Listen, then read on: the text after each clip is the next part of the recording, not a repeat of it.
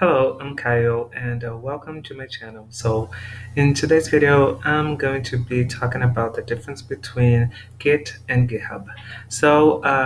I see that some people have trouble understanding um, what is the difference between them. So I decided to record a quick video trying to explain it.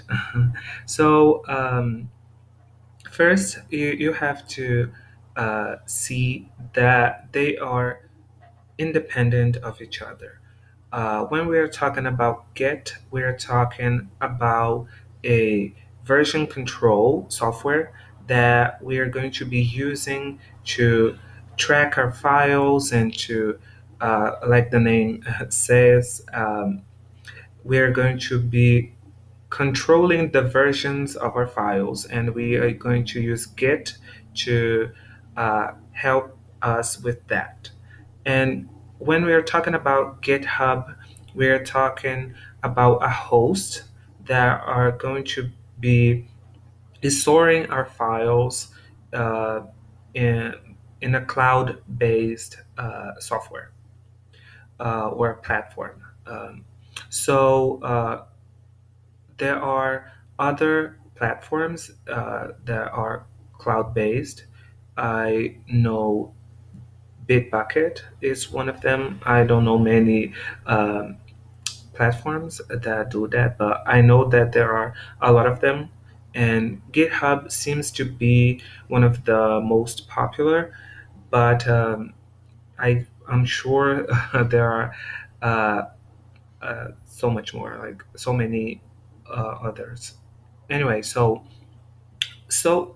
this tutorial will also help you initializing a Git repository, and I guess you will see here the it's independent. So if you want to uh, initialize a Git repository, you can type git init.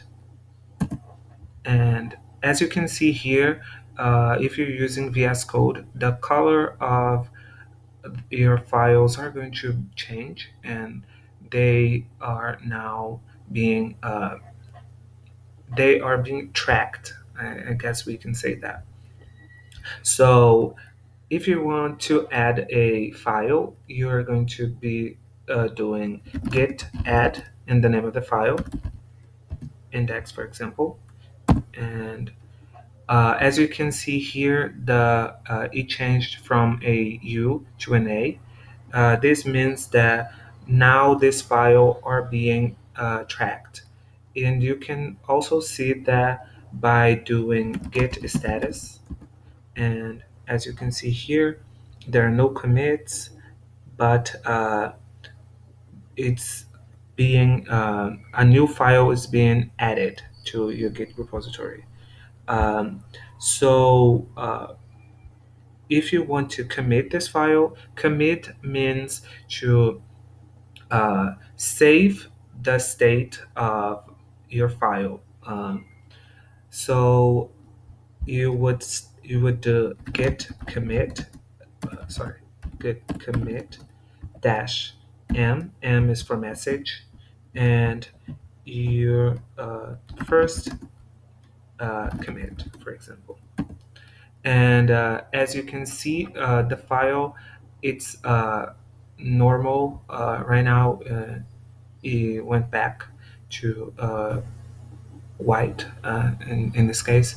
So it's being added, and when it comes to Git, that's it. You now are have a version. You have a commit that it's tracked. This version is already tracked. So one thing that we often see that it's very common is to want to store this file somewhere. So that's when we're going to be talking about GitHub or Bitbucket or something like that. Uh, so as you can see, if I do a git push, it's uh, showing this message. Um, because we need to uh, configure to a specific cloud based host so we can push our code to it. I won't be doing that in this tutorial. Maybe I can do that in another one if uh, someone is interested. But when it comes to uh, Git, you don't necessarily need to host your code somewhere. Uh, if you see it's hidden, but there is a .git .git folder that is created when you do a git init, and if you delete this folder or do something to mess up, you're going to see that uh, all of your commits will be lost. So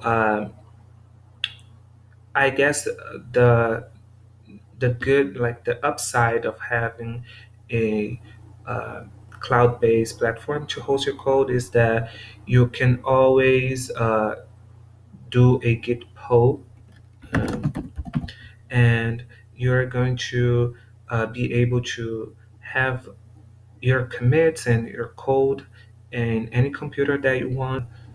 It's easier to keep track. So it's harder to do that locally.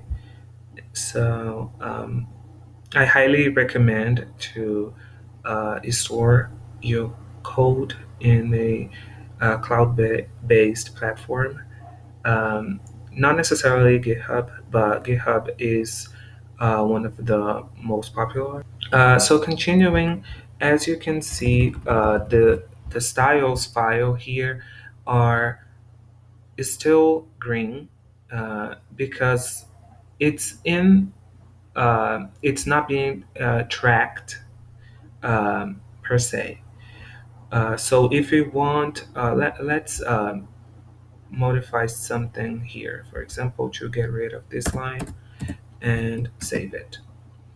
So when you modify your code, you can see here that the color changed, and there is this M.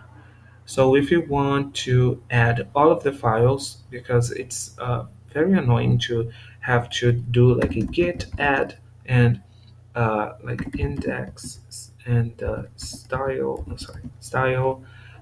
You can also do like a git dot, and all of the files are going to be added. So as you can see, we're not doing anything very complex in this tutorial. We're not dealing with merge or even pulling our code from a existing repository. Uh, but what I wanted to show you with this tutorial was that they are independent and you can use Git locally, and it's pretty much the same. I guess the only step that it's missing here is pushing your code to a cloud-based platform, as I mentioned. So with this new uh, modification, we can do another commit, git uh, commit dash m, and second commit. Please think of better ways to better messages, because it's very confusing if you're not very clear. But just showing here something. So as you can see, when I did my second commit, all of the files went back to their original color. Here, this means that the files are committed. So I guess this is very. It took me longer to show you, but uh, what I wanted to, uh, I guess. So yes, that's it. I hope that me showing you this very basic tutorial, it helped you to understand the difference between Git and GitHub. There are a lot of great material out there. I just wanted to record a video because it's fun, and I just wanted to see if I was able to record my own tutorial because I really love um, explaining things to people. I love teaching. I do that a lot in my life. So I wanted to see if I could do that in a tutorial format and in English. So anyway, I will talk to you very soon, hopefully. And yeah, if you want me to explain on other topics relating to programming and even language learning, I'm open to that. So I'll see you next time. Bye.